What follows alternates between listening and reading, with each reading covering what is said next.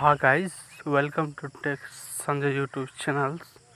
Today you will know how to bookmark a page in a Chrome browser. Okay, and let's begin. First of all, open our Chrome browser.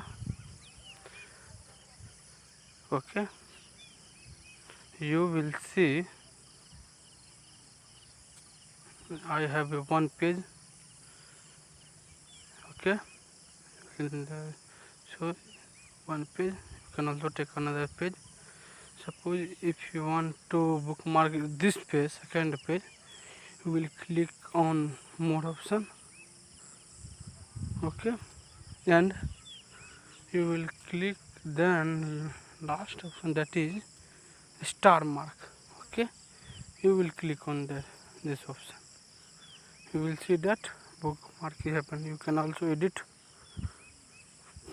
Okay, if you want to remove that bookmark, you will click on three dot and go to bookmark. You will see your new tab is bookmark here. Okay, you can also delete from this. How to delete, I will also explain you. And click on three dot. You can edit, move or delete. Click on delete. This bookmark will deleted from your history. Okay, thank you.